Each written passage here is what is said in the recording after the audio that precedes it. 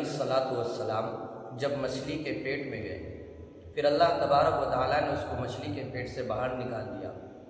باہر نکالنے کے بعد اللہ تعالیٰ نے ان سے فرمایا کہ میرے یونس، تمہاری قوم نے توبہ کر لی ہے، لہذا پھر دوبارہ اسی قوم کے پاس جاؤ اور ان کو دین کی دعوت دو۔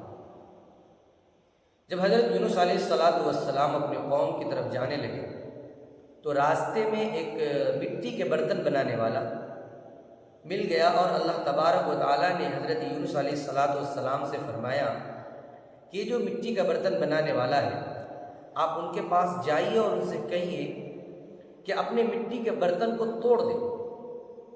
حضرت یونس علیہ السلام اس مٹی کے برتن بنانے والے کے پاس گئے اور پوچھا، بھائی آپ کیا کر رہے ہیں؟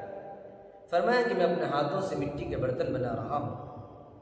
تو حضرت یونس علیہ السلام نے فرمایا کہ ان میں سے آپ ایک یا دو برتنوں کو توڑ دیجیے۔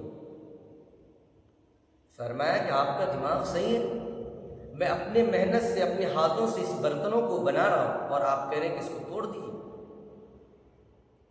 حضرت یونس علیہ السلام اللہ سے عرض کرنے لگے کہ یا اللہ، یہ تو برتن بنانے والا اپنے برتنوں کو توڑنے کے لیے تیار نہیں۔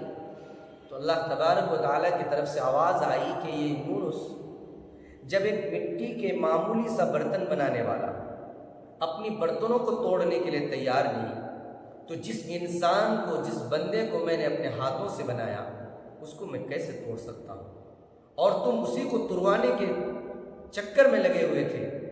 اس لیے یونس جاؤ، میرے بندے نے مجھ سے صلح کر لی ہے، اس لیے میں نے اپنے بندے کی غلطیوں کو معاف فرما دیا۔ میرے دوستوں، بتائیے میرا رب کتنا کریم ہے، کتنا رحیم ہے کہ اپنے بندے کی ایک توبہ پر، ایک مرتبہ معافی مانگنے پر اپنے بندے کی غلطیوں کو معاف فرما دیا اور فرمایا کہ جا میرا بندہ، تو میرا ہو گیا، میں تیرا ہوں۔